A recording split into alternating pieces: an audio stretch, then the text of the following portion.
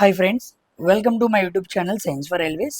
ఈరోజు మనం ఆర్ఆర్బి ఏఎల్పికి సంబంధించి 2026లో రిలీజ్ అయిన ఏఎల్పి నోటిఫికేషన్ గురించి, జోన్ బేస్డ్ వ్యాకెన్సీ, అదేవిధంగా ఫుల్ డీటెయిల్స్ గురించి మనం క్లియర్గా తెలుగులో వివరంగా అర్థం చేసుకున్నాం. ఓకేనా? సో చాలా రోజులుగా మనం వెయిట్ చేస్తున్నాము.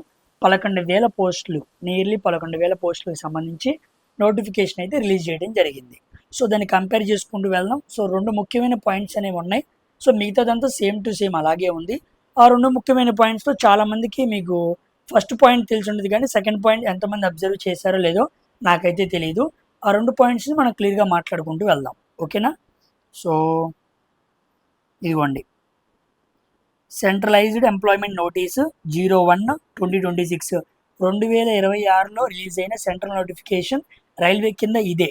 దీని తర్వాత టెక్నీషియన్ గ్రేడ్ 3 గురించి అడుగుతున్నారు. సెక్షన్ కంట్రోలర్ అయితే కొన్ని పోస్టులు, ఇన్ని నోటబుల్ పోస్టులు ఉన్నాయని చెప్పి రావడం జరిగింది. ఇక ఎన్టీపీసీ ఉంది, చాలా రిలీజ్ అవ్వాలి. మన గ్రూప్ డికి సంబంధించి 22,000 పోస్టులు ఉంది, అది రిలీజ్ అవ్వాలి. ఇలా 26లో రావాల్సిన నోటిఫికేషన్స్ చాలా ఉన్నాయి. కానీ వచ్చి అఫీషియల్ నోటిఫికేషన్తో అప్లై చేసుకోవడానికి టైమింగ్స్ ఓపెన్ అయింది మాత్రం ఏఎల్పి నోటిఫికేషన్ CEN 01/2026 సంబంధించి పాయింట్స్లో మనం లోపలికి వెళ్తే ఇదిగోండి, 16వ తారీఖు నుంచి మనకు ఓపెన్ అయ్యిద్ది. లాస్ట్ డేట్ మనకు ఓపెనింగ్ ఏమో 15/5/2026 15/5/2026 ఓపెన్ అయింది. క్లోజింగ్ డేట్ ఏమో 16/6/2026. ఫీ పేమెంట్కి ఏమో 16/6/2026. నెక్స్ట్ మనకి అప్లికేషన్ మాడిఫికేషన్ అనమాట. మాడిఫికేషన్ విండో ఓపెన్ అయ్యేదేమో 17 నుంచి 26 మధ్య. ఇక 26 జూన్ 6వ నెల దాటితే ఇక మాడిఫికేషన్ చేసుకోవడానికి ఎటువంటి ఛాన్సెస్ రైల్వే ఇవ్వదు, గుర్తుపెట్టుకోండి. ఓకేనా? మాడిఫికేషన్స్లో కూడా create an account, choose an RRB, ఇవి రెండు మాడిఫై అవడానికి కుదరదు. క్రియేట్ అన్ అకౌంట్లో మనకి 12 ఆప్షన్స్ ఉంటాయి అన్నమాట. అంటే 12 ఫిల్లింగ్స్ ఉంటాయి.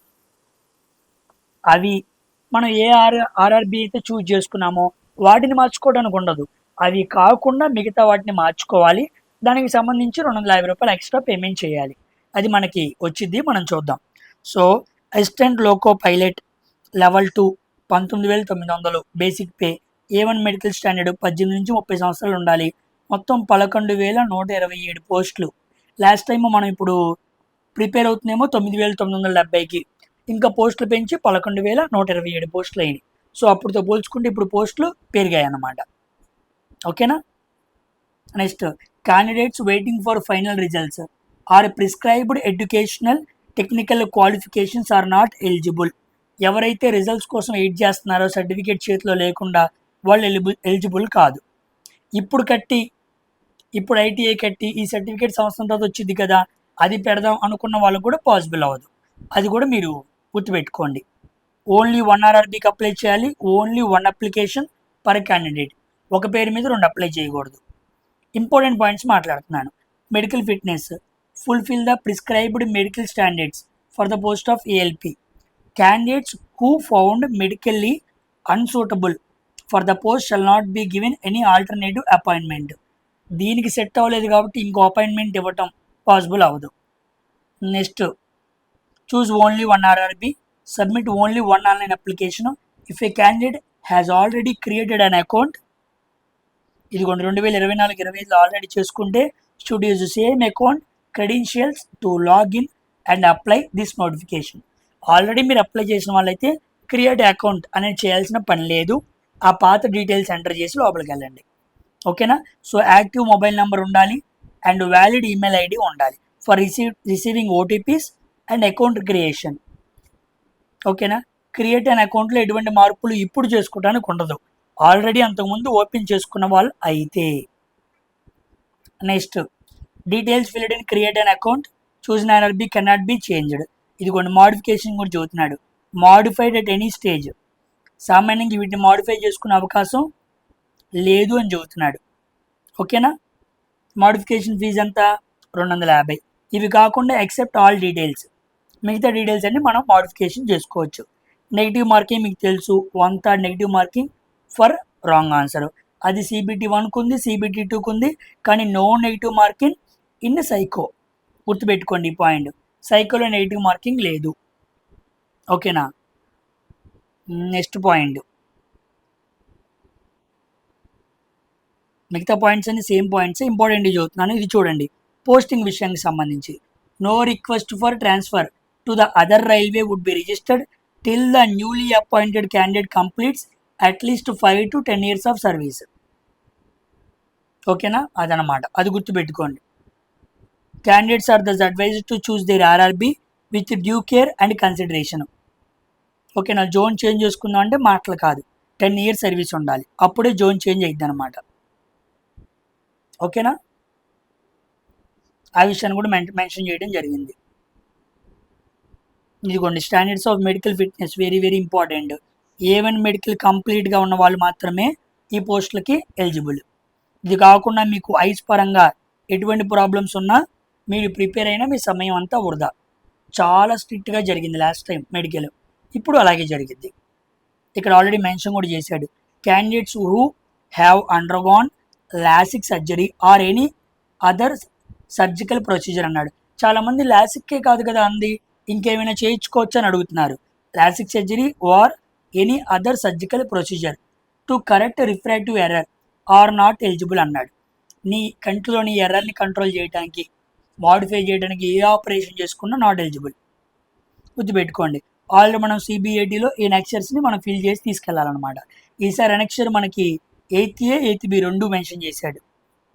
ఓకేనా, ఇదిగోండి, the certificate shall be accepted only if issued any central state government hospital or medical college. ఇది గుర్తుపెట్టుకోవాలి.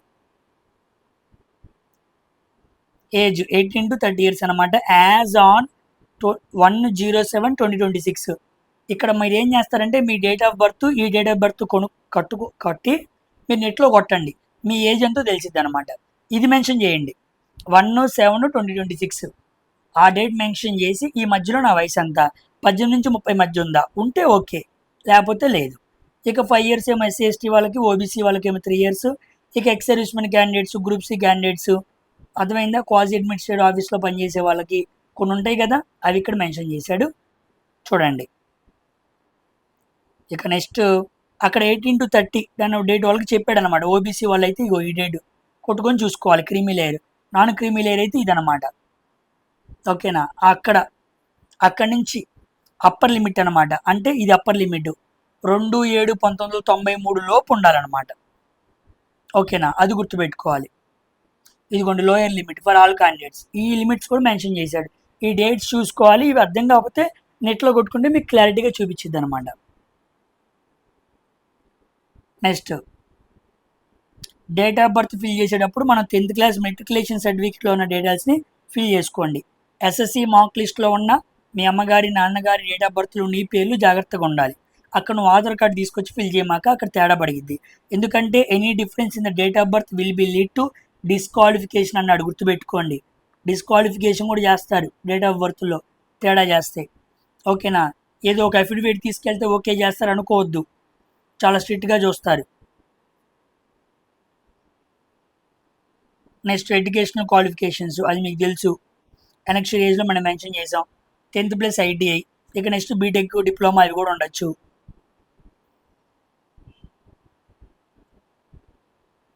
టెక్నికల్ క్వాలిఫికేషన్ డిగ్రీ కాదు కాబట్టి అది ఉండదు.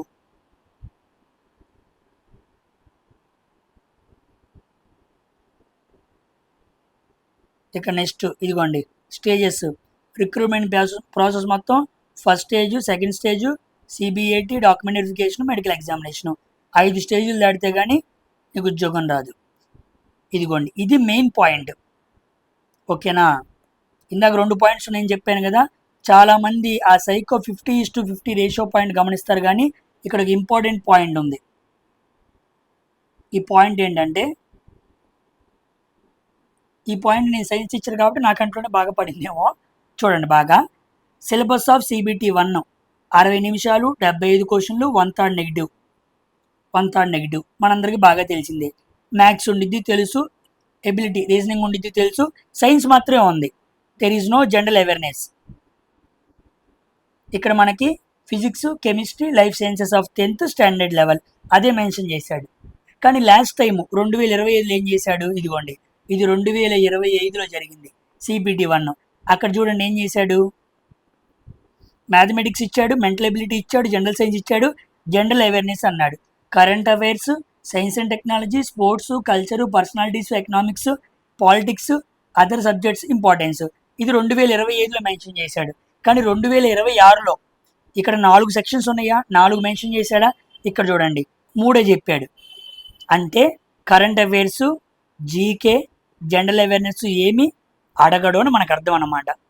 లాస్ట్ టైం మనం 9,970 పోస్టులు రాసినప్పుడు కరెంట్ అఫైర్స్ ఎక్కువ అడిగి సైన్స్ తక్కువ అడిగాడు. అప్పుడు మన పిల్లలు చాలామంది ఇబ్బంది పడ్డారు. సార్ సైన్స్ 20 దాకా అడుగుతాడు అనుకుంటే 6-7 అడిగాడు, ఎక్కువ కరెంట్ అఫైర్స్ అడిగాడు సార్, మనం ఎక్కువ CPT-1లో స్కోర్ చేయలేకపోయాం అని బాధపడ్డారు. కానీ ఇప్పుడు మాత్రం సైన్సే ఉంది. సో ఈరోజు కథంతా మందే, అర్థమైందా? కాబట్టి అంతా సైన్సే ఉంది. So mathematics, reasoning and science 3. Current affairs ఇగో ఇక్కడ ఉన్నాయన్నీ. కరెంట్ అఫైర్స్ కానీ science and technology, sports, culture ఇంకేమీ లేదు. ఇవేమి అడగడు, ఎందుకంటే సెక్షన్ తీసేశాడు. జనరల్ అవేర్నెస్ అని చెప్పి కొత్త సెక్షన్లో పెట్టలేదు. ఇది విషయం అన్నమాట. ఇది కూడా నేను ఫోటో పెడతా చూడండి, ఓకేనా? తర్వాత CPT-2 సేమ్గానే, అదొక్కటే మార్పు. సిలబస్ విషయంలో అదొక్కటే మార్పు తప్ప ఇంకేమీ మార్పు లేదు. ఇదిగోండి CPT-2 90 minutes 100 క్వశ్చన్లు, 60 minutes 75 questions, part A part B 2 hours 30 minutes మొత్తం 175 క్వశ్చన్స్. సిలబస్లో బీఎస్సీలో సిలబస్ ఏమీ మారలేదు, ఎగ్జాక్ట్గా సేమ్ అదే ఉంది, ఓకేనా? నెక్స్ట్ ఇదిగోండి పార్ట్ బి క్వాలిఫికేషన్స్ చెప్పాడు ఇక్కడ మనకి. ఎలక్ట్రికల్, ఎలక్ట్రానిక్స్, మెకానికల్, ఆటోమొబైల్, ఈ పలానా ఇంజనీరింగ్ చదివిన స్ట్రీమ్స్ చదివిన వ్యక్తులు ఏ ట్రేడ్లు పెట్టుకోవాలి అనే విషయం. చాలామంది ఎలక్ట్రానిక్స్, మెకానిక్ రేడియో ఏదైనా పెట్టుకుంటారు. సో సేమ్ ఈసీ వాళ్ళకి వాళ్ళ కెపాసిటీ దీంట్లో ఉంది, వాళ్ళు ఏ సబ్జెక్ట్లో స్ట్రాంగ్గా ఉండాలని సెలెక్ట్ చేసుకోవచ్చు. ఇక్కడ జాగ్రత్తగా చూసి పెట్టుకోండి, ఇక్కడ చాలామంది మిస్టేక్ చేస్తూ ఉంటారు. So don't make mistake happen, mistake జరగకుండా జాగ్రత్తగా పెట్టుకోండి. ఇదిగోండి CBAD గురించి, ఓకేనా? CBAD గురించి చెప్పాడు. మొత్తం ఇది mandatory to clear each battery test, మొత్తం బ్యాటరీ కవర్ చేయాలి, సెక్షన్ ఆఫ్ CBAD, ఓకేనా? ఆ విషయం కంపల్సరీ మనకు చెప్పాడు. ఇదిగోండి ఇక్కడ CBADకి అయితే 1:8 రేషియో, అక్కడ CBT-2కి అయితే 1:15. ప్రతి బ్యాటరీ మనం కవర్ చేయాలనే విషయం కూడా చెప్పాడు, ఓకేనా? ఇదిగోండి ఇది ప్యాటర్న్, RDSO, ఇండియన్ రైల్వేస్, ఇక్కడ ప్యాటర్న్ ఉండిద్ది అనమాట. ఇది ఆల్రెడీ మనం వీడియోలు కూడా చేసాం. T-score 42 మీద మొత్తం రన్ అయ్యిద్ది, ఓకేనా? నెక్స్ట్ మెరిట్ షెల్ బి, ఈ పాయింట్ చాలా ఇంపార్టెంట్, ఇది రెండో ఇంపార్టెంట్ పాయింట్ అనమాట. Merit shall be prepared RRB wise only from amongst the candidates qualifying in the CBAT. The marks obtained in part A of CBT-2 or the scores obtained in the CBAT shall be given weightage in the ratio of 50:50. So మనకి part ఏలో వచ్చిన మార్కుల్లో 50%, part below వచ్చిన మార్కుల్లో 50% తీస్తారు. కాబట్టి 50:50. అంటే సైకోను కూడా మనం చాలా జాగ్రత్తగా ప్రిపేర్ అవ్వాలి. సైకో సిలబస్ చాలా తక్కువే, మన సైకో మీద చాలా వీడియోస్ చేసాం, ఇప్పుడు చాలా చేస్తాం, ఇప్పుడు చాలా చేసేవి చాలామందికి నెక్స్ట్ అంటే ఇప్పుడు 11,000కి అప్లై చేస్తారే వాళ్ళకి బాగా ఉపయోగపడుద్ది. ఈసారి నేను హై లెవెల్లో ప్లాన్ చేసి మొత్తం వీడియోస్ నేను ఇక్కడే మాట్లాడతాను. ఏ ప్లాట్ఫామ్లో ప్రిపేర్ అవ్వాలి కూడా కొత్తగా వచ్చిన వాళ్ళకి నేను చెబుతాను. ఆల్రెడీ పాతగా ప్రిపేర్ అయిన వాళ్ళకి ఐడియా ఉంది, వాళ్ళకి ఇబ్బంది ఏమీ లేదు, ఓకేనా? సో ఇదనమాట, ఇది సెకండ్ మోస్ట్ ఇంపార్టెంట్ పాయింట్. ఇందాక సిలబస్లో ఒకటి, ఇప్పుడు వెయిటేజ్లో ఒకటి. తర్వాత అన్ని విషయాలు మీకు తెలుసు. ఇదిగోండి క్యాప్చరింగ్ లైవ్ ఫోటోగ్రాఫ్, ఇది చాలామంది మిస్టేక్ చేస్తున్నారు. To upload pre existing photograph while applying కుదరదు, పాత ఫోటో అప్లై చేస్తే కుదరదు. క్యాప్చరింగ్ లైవ్ ఫోటోగ్రాఫ్ పెట్టాలి, ఓకేనా? వెబ్ క్యామ్ కానీ ఫ్రంట్ క్యామ్ కానీ మొబైల్ ఫోన్లోనిది వాడాలన్నమాట. ఇక్కడ నాన్ వైట్ క్లాత్ వేసుకోవాలి, నువ్వు వైట్ షర్ట్ వేసుకుని ఫోటో దిగకూడదు, వైట్ బ్యాక్గ్రౌండ్ వెనకాల ఉండాలి. కాబట్టి నువ్వు ఒక ప్రిఫరబుల్లీ డార్క్ కలర్స్ షర్ట్స్ వేసుకొని దిగాలి, అలాగని టీషర్ట్ వేసుకోకూడదు. కాంట్రాస్ట్గా బ్యాక్గ్రౌండ్కి ఉండాలి. సో వెనకాల బ్యాక్గ్రౌండ్ వైట్ కాబట్టి మంచి కాంట్రాస్ట్గా ఆపోజిట్గా ఉండే ఒక షర్ట్ వేసుకొని దిగాలన్నమాట, అప్పుడు ప్రాబ్లం ఉండదు, ఓకేనా? నెక్స్ట్ ఐ లెవెల్, చక్కగా ఫోటోగ్రాఫ్తో ఐ లెవెల్ మ్యాచ్ చేసుకోవాలి. ఏ ప్రకారంగా అయినా ఫోటోగ్రాఫ్ తేడా పడితే వాడు ఆపేస్తాడు. నెక్స్ట్ సిగ్నేచర్కి సంబంధించి క్యాండిడేట్ సిగ్నేచర్ JPEG ఫార్మేట్ ఉండాలి. ఇక్కడ చూడండి వైట్ పేపర్ మీద బ్లాక్ పెన్తో చేయాలి. చాలామంది నేను బ్లూ పెన్తో కూడా చేశాను, నాది అయింది అంటున్నారు. వాడైతే బ్లాక్ పేజ్ని మెన్షన్ చేశాడు. అలా చేయండి. చేసే సైన్ క్యాపిటల్ లెటర్స్లో ఉండకూడదు, డిస్జాయింట్ లెటర్స్ వేరువేరుగా ఉండకూడదు, నార్మల్గా ఉండాలి. నాదనుకోండి ఇలా ఉండాలన్నమాట, అన్ని క్యాపిటల్స్లో ఉండకూడదు. ఓకేనా. సో ఫైల్ సైజ్ 30 KB నుంచి 49 KB ఉండాలి. ఈ పిక్సెల్ చూడండి, చాలామంది పిక్సెల్స్ పెట్టుకోవట్లా, సైజ్ ఎలా పడితే అలా మార్చేస్తున్నారు. నెట్లోకి వెళ్ళి పిక్సెల్స్ మీరు సరిగ్గా పెట్టకపోతే క్వాలిటీ తగ్గిపోయిద్ది. క్వాలిటీ తగ్గిపోతే రిజల్యూషన్ తగ్గిపోయిద్ది. రిజల్యూషన్ 100 DPI ఉండాలి స్కాన్ చేసేటప్పుడు. అప్పుడు లేదనుకోండి సరిగ్గా అవ్వదు. ఇలా ఇర్రెగ్యులర్ సిగ్నేచర్ ఉండటం వల్ల ఎంతోమంది పిల్లల్ని అడ్మిట్ కార్డు ఓకే అయిన తర్వాత కూడా ఎక్కడ మన ఎగ్జామినేషన్ సెంటర్ దగ్గర ఆపేశారు.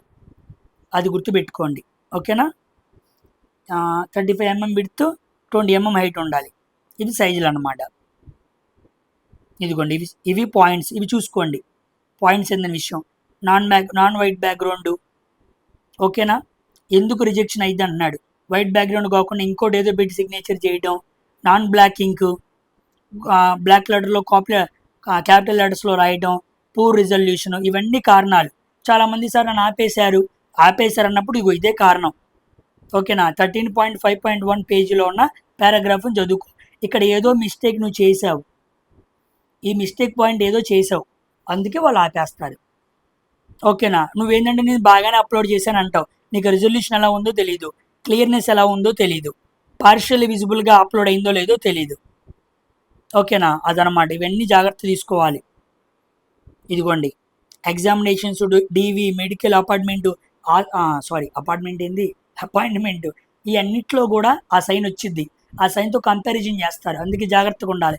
అక్కడ ఒక సైను, వాళ్ళ దగ్గర ఒక సైన్ చేయకూడదు, ఒకటే చేయాలి మొత్తం. ఇదిగోండి ఇది travel pass, free travel pass, మీకు ఐడియా ఉందిగా. ఇగో మాడిఫికేషన్ విండో టైం ఇచ్చాడు. ఓకేనా.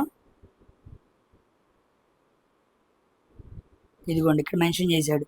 Assistant loco pilot level 2 19,900 A1. Physical handicapped అయితే నాట్ సూటబుల్, కుదరదు. ఈ క్వాలిఫికేషన్స్. ఓకేనా, జాగ్రత్తగా చూసుకోండి. నెక్స్ట్ ఇదిగోండి ఇక్కడ వచ్చింది. ఓకేనా.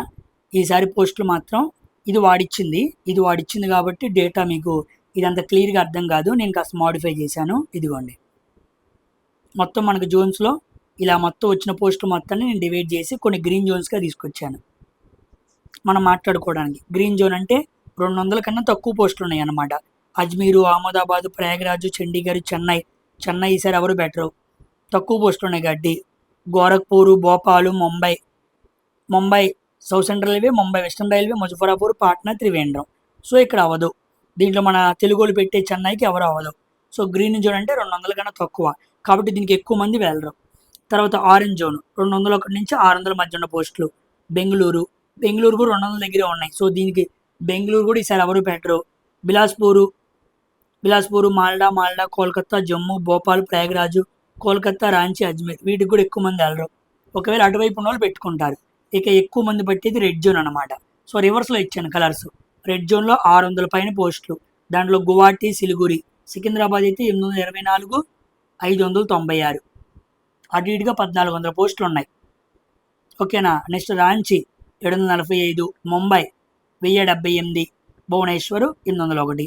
కాబట్టి ఈ రాంచీ, ముంబైకి కూడా వెళ్ళరు. సో ఎక్కువ మంది తెలుగు వాళ్ళు, అదేవిధంగా హిందీ వాళ్ళు కూడా. మన ప్రాణానికి హిందీ వాళ్ళు కూడా ఉన్నారుగా. చక్కగా వాళ్ళు ఏమొస్తారంటే భువనేశ్వర్ పెట్టుకుంటారు, సికింద్రాబాద్ పెట్టుకుంటారు. కాబట్టి Secunderabad ECOR, Secunderabad SCR, east coast railway Bhubaneswar, వీటికి మాత్రం అద్భుతమైన కట్ ఆఫ్ అనేది పెరిగిపోయింది.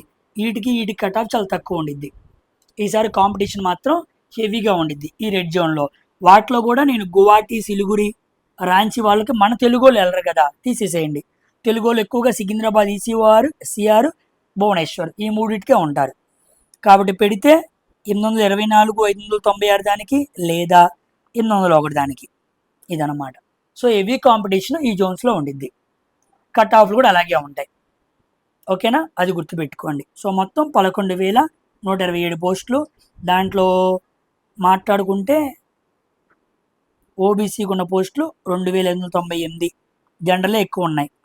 ఎస్సీ వాళ్ళకి 1746, ఎస్టీ వాళ్ళకి 919 4000 పోస్టులు జనరల్లో ఉన్నాయి. సో ఎవరైనా బాగా చదివే వాళ్ళు ఉంటే జనరల్లో కొట్టాలి, అప్పుడు మంచిదన్నమాట.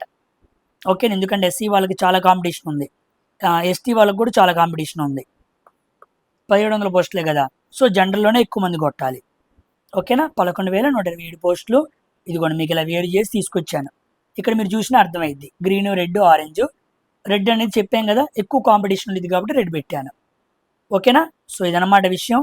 సో ఇవన్నీ అనెక్షర్స్, ఇవన్నీ మనం వెరిఫికేషన్కి వెళ్ళేటప్పుడు ఆ టైంలో మనకు కావాలి. సో ఇక్కడతో అయితే మీకు క్లారిటీ వచ్చింది అనుకుంటున్నాను. సో 2 ఇంపార్టెంట్ పాయింట్స్ ఏంటి అంటే, ఒకటి